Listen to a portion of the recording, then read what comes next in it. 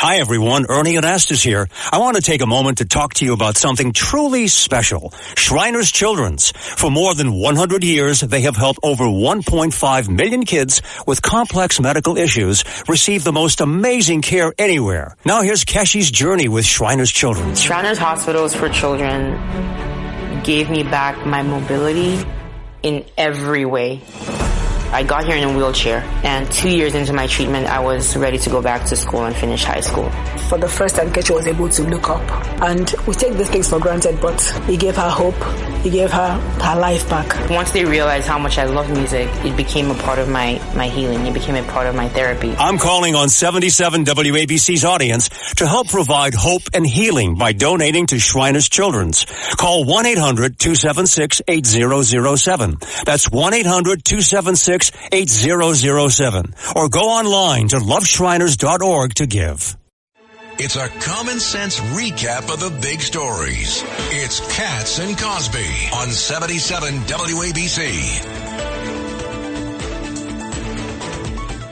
And before we go to Roger Stone, also this just coming in, John, that they have video of the suspect. This is in that shooting of the healthcare CEO strolling at the subway station 30 minutes before. And Governor Patterson, you brought up real quickly to another point that just came out. In a report that I saw earlier today, they said that when he was at the hostel, that he was with two other people and didn't say much, that he had his mask on for most of the time, but the pictures got taken when his mask was off. So it'd be interesting to know, were there two other people with him? And also, he appears to be in another video where he's on the phone right before he shoots Brian Thompson. Wow. So to be continued. Really interesting stuff there, Gov. And joining us now, talk about all things Trump, is Roger Stone, of course, great advisor there, and also the host of the Roger Stone Show here on Sundays on WABC Radio. Roger, give us the latest on your end. Well, the presidential transition continues apace. It's very clear that the president has decided to fight for the nomination of his defense secretary nominee, Pete Hegseth, who seems to be getting the same Judge Kavanaugh treatment from the mainstream media. But Trump's a stubborn guy, and clearly Hegseth is a tough guy. So, look, I'm standing by the president's nominee as long as he is, and we'll see how this plays out. The other most significant appointment, in my view, is that of Kash Patel, a man uniquely qualified for the FBI director post, a former federal prosecutor who prosecuted over 50 intelligence cases and won every one of them, a former chief of staff for the Department of Defense. That's a big management job. And, of course, the senior counsel to the House Intelligence Committee, who conducted the actual investigation into the Russian collusion hoax. Now, you add to that the fact that he's a former deputy national security advisor to President Trump. I think he is precisely the man for the FBI job. What are you hearing about DEA also? Is there an opening? Because that remember, the sheriff there in Florida suddenly removed himself. There very definitely is. I was surprised by that appointment. Sheriff Chronister, who was briefly announced as the candidate, had gone into a church in Tampa in the middle of church services and arrested Pastor Howard Rodney Brown, who happens to be a friend of mine and who has a very large church, very well-known in evangelical Christian circles. And that did not play well, evidently, for the president's constituents. I gather that there was a huge backlash among evangelicals, and Chronister, as you know, withdrew his name.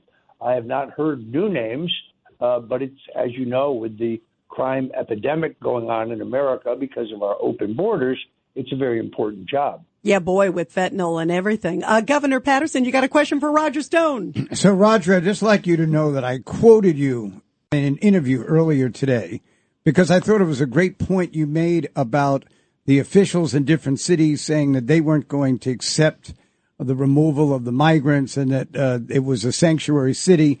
And your response, I guess it was last week when you were on, was that that's really the same as George Wallace drawing the line back in the early 60s, saying that they would not desegregate the Alabama schools. Yeah, I think that's exactly right. As you remember, Governor Well, Wallace. I thought you'd think it was right. You said it. Yeah, all concur. Governor Wallace, a virulent segregationist, stood in the schoolroom door, and President Eisenhower ordered, as you know, the National Guard to legally integrate the schools. I think this is very similar. If a Republican said that he wasn't going to honor a federal law in this area, I think they would be prosecuted. I thought it was interesting. Tom Homan said when the Denver mayor said he was ready to go to jail if necessary, Homan said, well, we have something in common.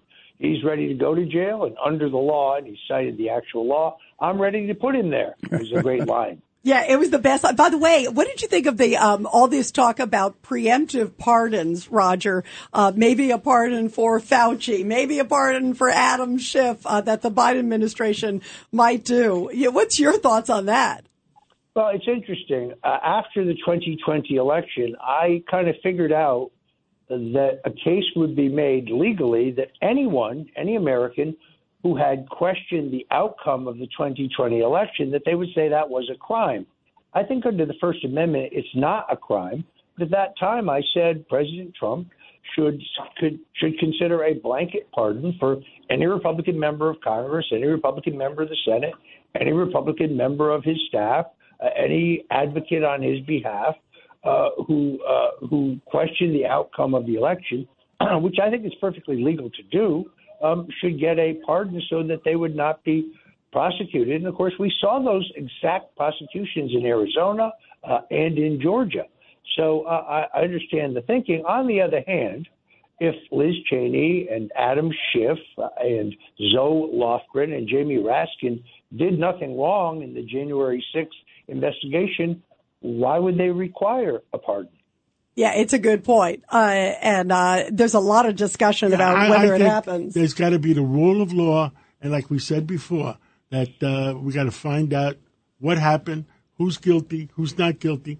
After if found guilty and they still think they deserve a pardon, then let the president decide. Yeah, absolutely. And by the way, what do you think is going to happen with all the January 6th cases? Because everyone's talking about President Trump is going to now look at them on a case-by-case basis, Roger.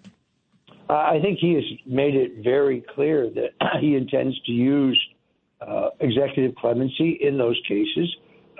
He may make distinctions between people who were convicted of violent crimes. There's never any excuse for that, in my opinion. If you assaulted a law enforcement officer or if you destroyed public property, that's one thing.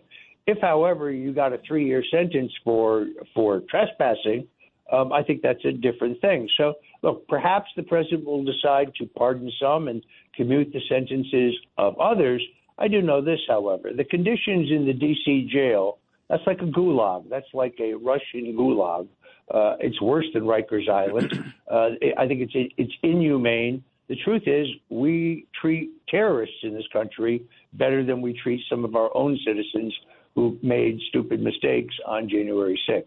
Yeah, absolutely. We had Peter King was saying even the other day that they're looking for people even on Long Island who were even near the area. No, I mean, it's ridiculous. Still looking for them. Yeah, isn't that ridiculous? It's ridiculous, John. After all this time, and some of the people, like you said, who just walked in through an open door, I mean, they shouldn't be punished for that. I mean, I agree with you. And they were invited in by the Capitol Police. Yeah, exactly. There's a big difference, as Roger is so eloquently saying. Roger, thank you so much. It's great to have you here, Roger. Great to be with you this Sunday on the Roger Stone Show from 3 to 6 Eastern at 77 WABC. Patrick Bet-David from Valuetainment joins me. He's a big guest. It's going to be a great show. Oh, we can't wait. I always listen. And yeah, I look me forward too. On Sundays between 3 and 6 worldwide, 177 countries and 50 states. Awesome. Roger always has a great one. We'll be tuning in, Roger. Everybody else will be too, Roger. Thank you. Take advantage of the exclusive holiday offer at Panorama Optical. Enjoy 15% off prescription glasses. And with every $500 spent on glasses, receive a complimentary pair of frames. Absolutely free. Don't miss this limited time deal running until January 1st, 2025 for eyeglasses, contact lenses, and to put your life in focus. Visit 241 Broadway in Lynbrook, New York, or call Panorama Optical at 516-341-0297 to schedule your appointment today. 516-341-0297.